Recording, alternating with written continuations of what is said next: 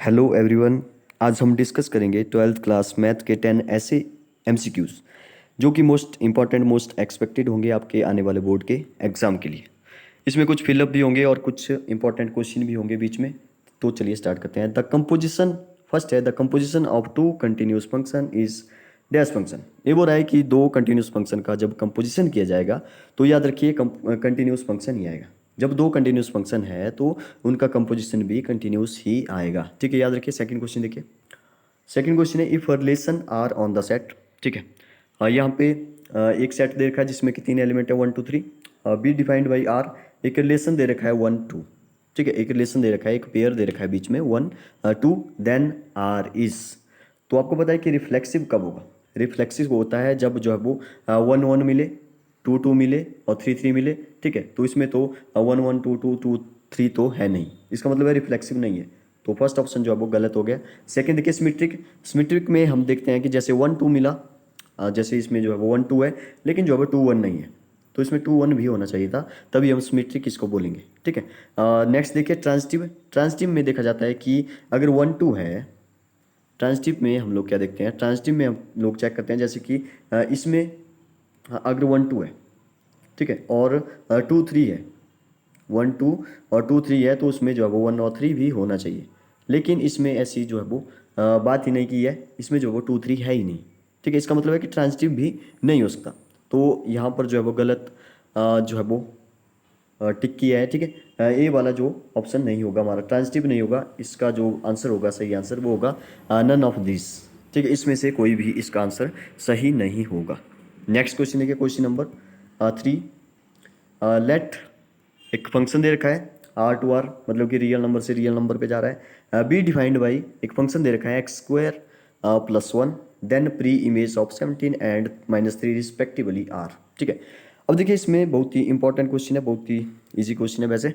ठीक है, एक फंक्शन दे रखा है एक्स स्क्वायर प्लस 1। फंक्शन क्या दे रखा है, F square sorry x square plus 1। अब देखिए जब किसी फंक्शन में जब वैल्यू पुट करते हैं, जैसे फंक्शन लिखा मैंने और इस साइड होता है वाई। वाई मतलब कि फंक्शन में जब मैंने एक्स की वैल्यू, जैसे मान लो एक्स की वैल्यू मैंने 2 पुट की इस साइड। ठीक है, तो वाई है, जैसे वाई 2 पुट की फंक्शन में, तो मेरा आ गया वो 4।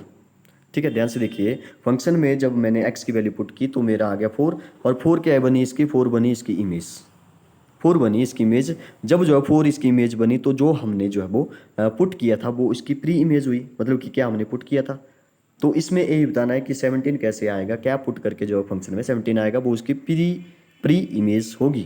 ठीक है, तो देखते हैं 17। सबसे पहले बात करते हैं एक्स स्क्वायर में क्या पुट करें। जैसे फर्स्ट है यहाँ पे 4 और -4। अच्छा, 4 और -4 को दोनों को पुट करेंगे तो ठीक है। यहाँ पे जो है वो -4 का भी 4 बन जाएगा, 4 4 जा 16 प्लस 1 जो है वो 17 हो जाएगा। मतलब कि फर्स्ट ऑप्शन जो है वो ए वाला सही है, लेकिन 5 नहीं होगा। देखिए 5 नहीं होगा, क्योंकि यहाँ पे जो है वो 5 जो है वो पहले दिया है, क्योंकि इसने यहाँ पे बात की है रिस्पेक्टिवली। मतलब कि 17 का 5 कैसे हो सकता है जबकि 17 का 4 और -4 होना चाहिए। तो फर्स्ट ऑप्शन तो बिल्कुल गलत हो गया। सेकंड ऑप्शन पर देखते हैं। सेकंड ऑप्शन में है 3 एंड -3। अब देखिए 3 एंड -3 जब मैं पुट करूंगा तो आ जाएगा 3 3 9 9 प्लस 1 10 बन रहा है। 10 नहीं चाहिए, हमें चाहिए 17। तो इसका मतलब है बी ऑप्शन भी हमारा गलत है। ठीक है, थर्ड पे देखते हैं। थर्ड से पहले जो फोर्थ पे देखते हैं, थर्ड से पहले फोर्थ पे चलते हैं। फोर्थ में जो जो है वो 4 -4 है, बिल्कुल सही है। 4 -4 4 4 जा 16 और -4 का भी स्क्वायर करेंगे तो वो भी 16 हो जाएगा, मतलब कि 17 तो बन जाएगा, लेकिन 3 नहीं बन पाएगा। लेकिन 3 नहीं बन पाएगा, तो इसलिए हमारा फोर्थ ऑप्शन भी रॉन्ग हो जाता है। अब देखते हैं थर्ड ऑप्शन पर। अब देखिए 4, क्योंकि ऑप्शन को आपने नेग्लेक्ट करना है। ऑप्शन को देखकर जो है वो आपने उसका सॉल्यूशन बताना है। ठीक है, तो हमारे 3 ऑप्शन तो गलत हो गए, तो फोर्थ ऑप्शन सही होगा। इसकी बात करते हैं। जैसे कि यहाँ पे 4 ही दिया था, वैसे -4 भी दिया होता तो वो भी हमारा आंसर हो जाता, लेकिन यहाँ पे 4 ही दिया तो हमारा यही आंसर सही होगा। 4 4 जा 16 प्लस 1 17 बन गया। ठीक है, अब देखिए अगर मैं 5 क्यों आया यहाँ पे, 5 की बात करते हैं। जैसे यहाँ पे लिखा मैंने x square plus 1 equal to हमें चाहिए -3। हमें क्या चाहिए, -3 चाहिए। तो एक्स स्क्वायर कितना आ जाएगा, -3 -1 कितना हो जाएगा, -3 -1 सॉरी यहाँ पे माइनस है, -3 -1 हो जाएगा -4। अगर यहाँ पे -4 है तो देखिए -4 जो है वो किसी का स्क्वायर हो सकता है। क्योंकि यहाँ पे बोला है रियल नंबर से रियल नंबर पे जाना है।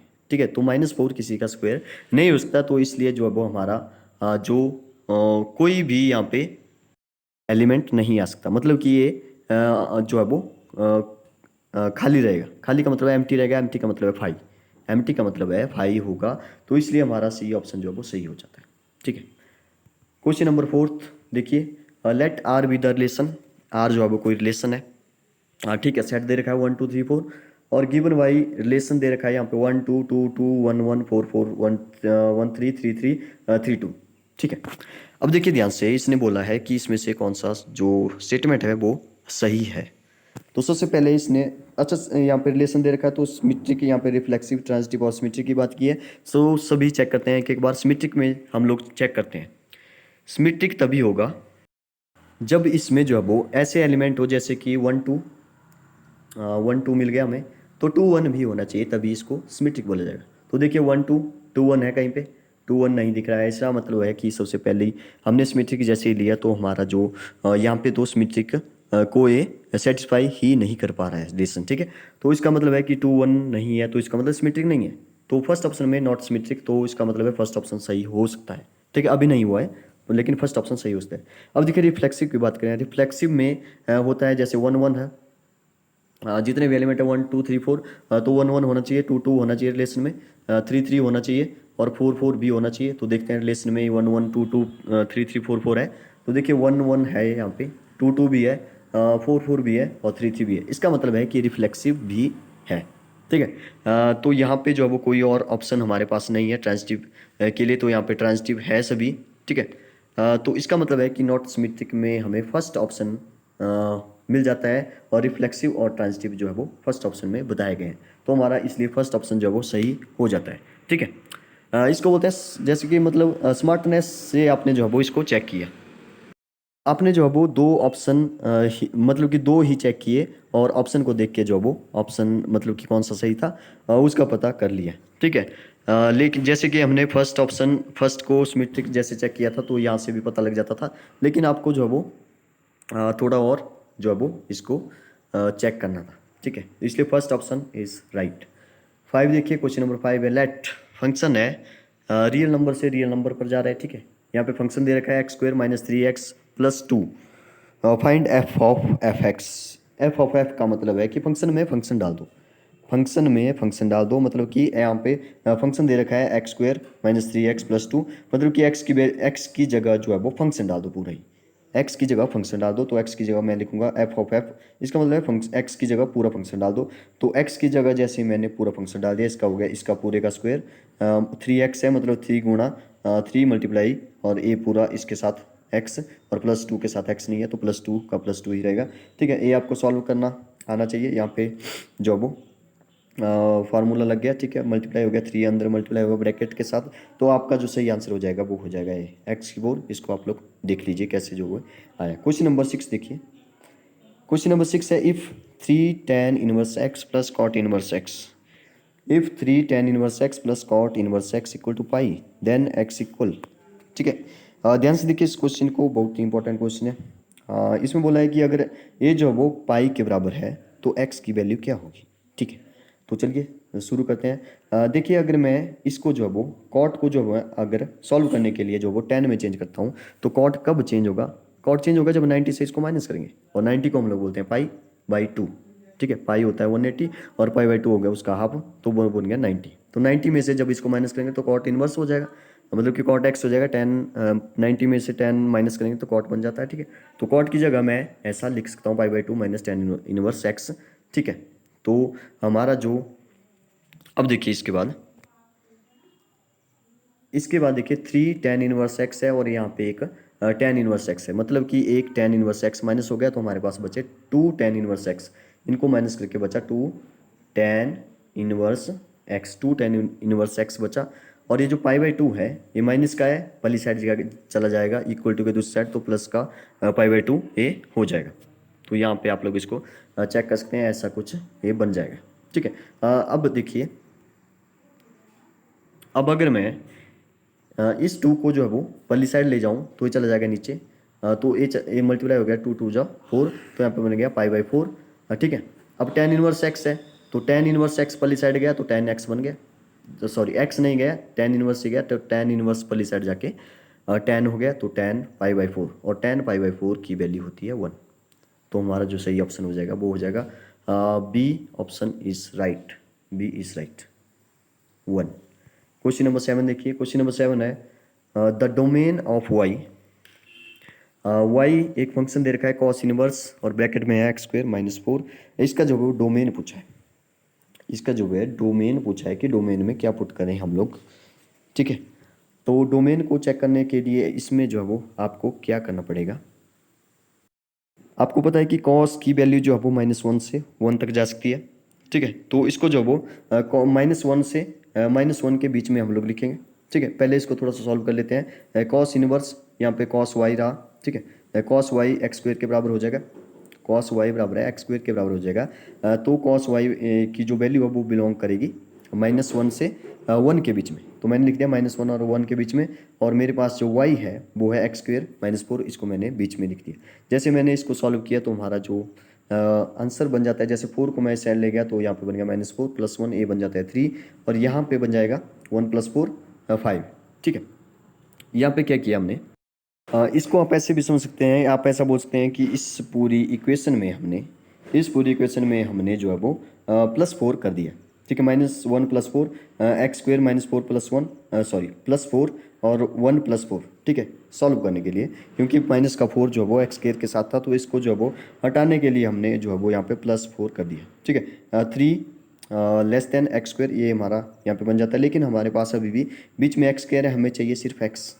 तो यहाँ से अंडरूट जब एक्स स्क्वायर से जैसे ही अंडरूट लगाऊंगा तो एक्स स्क्वायर से अंडरूट कैंसिल हो जाएगा, ठीक है। यहाँ पर देखिए, यहाँ पर इस स्क्वायर को हटाने के लिए अंडरूट लेना पड़ेगा, तो अंडरूट जो है वो हमें सभी साइड लेना पड़ेगा। तो यहाँ पे बन गया एक्स, क्योंकि स्क्वायर से अंडरूट कट जाएगा, और यहाँ पे बन जाएगा प्लस माइनस, ठीक है। यहाँ पे बन जाएगा प्लस माइनस, ठीक है। प्लस माइनस जैसे बना, इसका मतलब है कि -√3 से जा रहा है -√5 से -√3 तक जा रहा है, एक्स बिलोंग्स टू, और प्लस के √3 से √5 तक जा रहा है, ठीक है, क्योंकि प्लस माइनस भी साथ में आता है जब अंडरूट जो है वो आता है, ठीक है। तो इसलिए हमारा जो सही आंसर हो जाएगा वो हो जाएगा D option is right, D option हमारा सही हो जाएगा, ठीक है। नेक्स्ट क्वेश्चन देखिए, question number 8, the domain of function cos inverse, ठीक है। इसमें भी डोमेन पूछा है कॉस इनवर्स, और ब्रैकेट में है 2x - 1, ठीक है। इसमें भी एक फंक्शन का डोमेन पूछा है, तो इसको भी कॉस की वैल्यू, कॉस की वैल्यू आपको पता है कि -1 से, तो कॉस की जो वैल्यू है वो -1 से 1 तक बिलोंग करती है। तो मैंने इस फंक्शन को जो है -1 और 1 के बीच में बिलोंग करा दिया, ठीक है। -1 यहाँ पे लिख दिया, और 1 जो है मैंने यहाँ पे लिख दिया। अब इसको मैं सॉल्व करने जा रहा हूँ, बीच में मैंने जो वो एक्स ही छोड़ना है। तो जैसे मैंने -1 को हटाना शुरू किया, तो -1 जैसे ही मैं यहाँ पे +1 करना पड़ेगा, इस -1 को हटाने के लिए +1 करना पड़ेगा सभी जगह, +1। जैसे मैंने +1 किया तो -1 + 1 0 बन गया यहाँ पे, ठीक है। तो बीच में से -1 तो गायब हो गया, तो 2x ही बचा। तो यहाँ पे 1 + 1 किया तो यहाँ पे बन जाता है 2, ठीक है। अब हमारे पास 2x बचा, 2x बचा। तो देखिए अब हमें क्या करना पड़ेगा, 2 को हटाने के लिए, x तो हमें चाहिए, तो 2 को हटाने के लिए डिवाइड करना पड़ेगा 2, क्योंकि 2 जो है वो x के साथ मल्टीप्लाई हो रहा है। तो 2 के साथ जैसे मैंने तीनों को डिवाइड करना शुरू किया, देखिए बीच में जो वो ये इक्वलिटी है, इक्वलिटी है। तो इसको सॉल्व करने के लिए जो वो, इसको कैसे सॉल्व किया जाता है, सभी बोथ साइड, सभी साइड जो है वो, अगर आपने कुछ मल्टीप्लाई करना है तो सभी साइड करना पड़ता है। तो मैंने 2 को जैसे ही सब के साथ डिवाइड किया, 2 को मैंने सबके साथ जैसे ही डिवाइड किया, यहाँ पे divided by 2, divided by 2, divided by 2, तो यहाँ पे तो 2 से 2 कैंसिल हो गया, बचा 1, हाँ ठीक है। यहाँ पे 2 से 2 कैंसिल हो गया, बचा x, और 0.2 का मतलब 0 ही है। तो हमारा जो आंसर बन जाएगा 0 और 1 के बीच में बिलोंग करेगी किसकी वैल्यू, इस फंक्शन की वैल्यू। तो 0 और 1, तो हमारा जो सही आंसर हो जाएगा वो हो जाएगा ए। नेक्स्ट क्वेश्चन देखिए, question number 9, if tan inverse x plus tan inverse y equal to 4π/5, then, ठीक है, कॉट इनवर्स x और कॉट इनवर्स y क्या होगा। तो इसको भी आप लोग ध्यान से देखिए कैसे आपने जो इसको सॉल्व करना था। सबसे पहले तो tan inverse x cot inverse x बनाना है इसको, तो आपको पता है कि 90 से माइनस करना पड़ेगा, ठीक है। 90 मतलब कि π/2। तो मैं इसको जो है वो कैसे लिख सकता हूँ, मैं इसको लिख सकता हूँ कॉट इनवर्स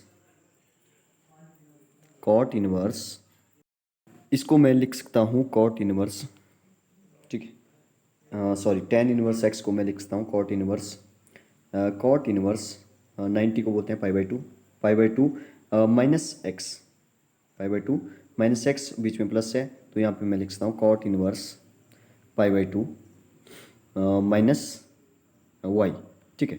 ऐसे कुछ ए बन जाएगा। उसके बाद जो है वो इक्वल टू क्या है 4 पाई बाई 5 है, ठीक है।